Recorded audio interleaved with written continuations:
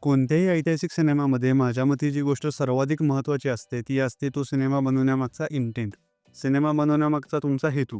तुम्ही कोणत्या भावनेने सिनेमा बनवतात, ही गोष्ट खूप महत्त्वाची असते. आणि आजकाल ज्या प्रकारचे ऐतिहासिक सिनेमे बनत आहेत, त्यातील बहुतांश सिनेमे केवळ महाराजांच्या नावावर प्रेक्षकांना भावनिक करून बॉक्स ऑफिसवर पैसे कमवणे याच उद्देशाने बनवलेले असतात. इक्बाल लांजेकर मात्र याबद्दल अपवाद आहेत असं मला नेहमीच वाटत आले. त्यांचे याआधीचे काही सिनेमे मला खूप आवडलेत, काही आवडलेले नाही आहेत.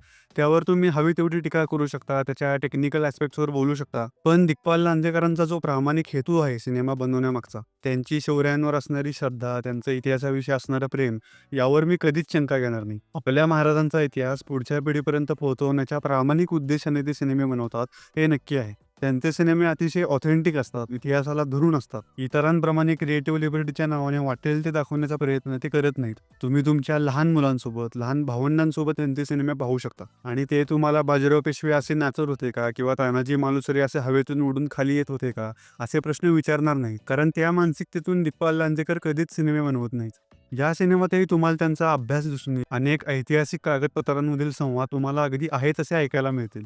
जे आग्र्याच्या दरबारातील शौर्यांचे संवाद आहेत, "तुम देखा, तुम्हारा बाप देखा", ती तर ॲक्चुअली महाराजांच्या तोंडची वाक्य आहेत.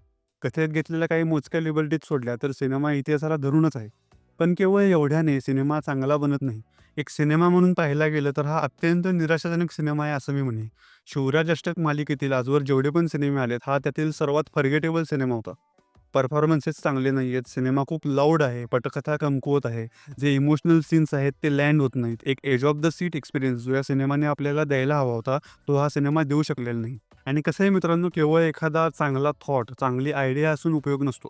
ती आयडिया एक्झिक्यूट करायला तुम्हाला ते कन्व्हिक्शन लागतं. नाहीतर तो थॉट आपल्यापर्यंत प्रभावीरित्या कधीच पोहोचत नाही. उदाहरण द्यायचं झालं तर हा स्पॉइलर नाही खरं तर या सिनेमाच्या टीमनेच मुलाखतींमध्ये त्याचा उल्लेख केलाय. तर लॉजिक असं आहे, की जर महाराज अफजलखानाच्या शामियानामध्ये जाऊन अफजलखानाचा वध करू शकतात, लाखोंचे सैन्य घेऊन लाल महालात तळ ठोकलेल्या शाहिस्तेखानाची बोटे कापू शकतात, तर आग्र्याच्या दरबारामध्ये औरंगजेबाला मारायचा विचार महाराजांच्या डोक्यात आला नसेल का? आता यामध्ये ऐतिहासिक तथ्य किती आहे हे इतिहासकारांना माहीत. पण एक दिग्दर्शक म्हणून तुम्ही अशा पॉइंट ऑफ व्ह्यूने देखील इतिहासाकडे आणि त्या घटनेकडे पाहता, ही खरंच खूप कौतुकास्पद गोष्ट आहे. पण तुम्ही जर सिनेमा पाहाल तर तो दरबारातला संपूर्ण प्रसंग तितक्या बाळगोत पद्धतीने दाखवलाय, की तो विश्वास ठेवण्यासारखा वाटतच नाही. इथेच कन्व्हिक्शन गरजेचं असतं. हा जो प्रसंग आहे ना, मला वाटतं की मराठेशाहीच्या इतिहासातला किंवा शिवाजी महाराजांच्या आयुष्यातला पीक पॉइंट आहे. महाराज सर्वस्व गमावून आग्र्याकडे निघालेत, 23 किल्ले गेलेत, सोबत 9 वर्षाचा मुलगा आहे. ज्या औरंगजेबाने स्वतःच्या भावाला मारलं, स्वतःच्या वडिलांना मारलं, त्याच्या दरबारामध्ये तुम्ही जात आहात. तुम्ही शत्रूच्या राज्यामध्ये आहात. कोणत्याही क्षणी घातपात होऊ शकतो याची तुम्हाला कल्पना आहे. तरी देखील केवळ स्वतःच्या स्वाभिमानासाठी दरबारातले नियम फाट्यावर मारून तुम्ही शिवगर्जना करता आणि बादशहाला पाड दाखवून दरबार सोडता. भारताच्या मागच्या 1000 वर्षाच्या इतिहासामध्ये यापेक्षा एपिक घटना घडली असेल असं मला वाटत नाही. या सिनेमात मात्र संपूर्ण भेटीचा प्रसंगच खूप लाऊड दाखवलेला आहे. ना आपल्याला ती इंटेन्सिटी जाणवते, ना टेन्शन जाणवतं.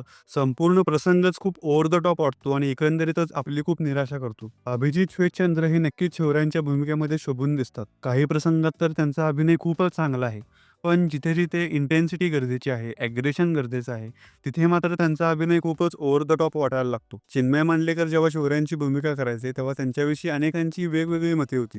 काहींना ते आवडायचे, काहींना आवडायचे नाहीत. पण एक गोष्ट तुम्ही नाकारू शकत नाही, की चिन्मय मांडलेकर एक कसलेले अभिनेते होते. ते नेहमीच प्रत्येक फिल्ममध्ये स्वतःचा 100% द्यायचे. ह्या सिनेमात मात्र मला त्यांची कमी जाणवत राहिली. राजमाता जिजाऊ यांची एक भावनिक बाजू या सिनेमात आपल्याला पाहायला मिळाली. यामागचा देखील उद्देश, थॉट चांगला होता. आत्तापर्यंतच्या ऐतिहासिक सिनेमांमध्ये राजमाता जिजाऊ म्हणजे तो एक ऑरा, डोळ्यांमध्ये स्वराज्याचं स्वप्न, पल्लेदार संवाद असं व्यक्तिमत्व आपल्या डोळ्यासमोर यायचं. यात मात्र त्यांनी असा विचार केला, की आपण जिजाऊंची भावनिक बाजू प्रेक्षकांसमोर आणूया. जिजाऊंना स्वराज्य जननी दाखवण्यापेक्षा त्यांना एका मुलाची आई म्हणून दाखवूया. आपल्या मुलाला आणि नातवाला आग्र्याकडे जाताना पाहून एका आईच्या मनाला किती वेदना होत असतील हे दाखवूया. इथेही विचार खूप चांगला आहे. पण सिनेमातील जिजाऊंचे जवळजवळ सगळेच सीन्स खूपच ओव्हर ड्रामॅटिक होते. म्हणजे सिनेमामध्ये एक सीन आहे, जिजाऊ भवानी मातेसमोर उभ्या आहेत आणि भवानी मातेला प्रश्न विचारतायत. हा संपूर्ण सीन इतका ड्रामॅटिक आहे, की काही क्षणांसाठी आपण एखादी टीव्हीवरची मालिका पाहतोय असं वाटू लागतं. मुरारबाजी देशपांडे यांचा जो सीन आहे, तो सिक्वेन्स देखील खूप जास्त लाऊड वाटतो. त्यामुळे या सिनेमातला जो वारंवार येणारा मेलोड्रामा आहे ना, तो त्या सिनेमाला खूप खाली खेचतो असं मला वाटतं. एकंदरीत या सिनेमाला एखाद्या सीरियस पॉलिटिकल थ्रिलरसारखी ट्रीटमेंट द्यायला हवी होती, ती दिली गेलेली नाही. महाराजांनी आजारपणाचं सोंग घेतलं आणि ते पेटाऱ्यात बसून निघून आले. इतकं सोपं प्रकरण तर हे नक्कीच नव्हतं.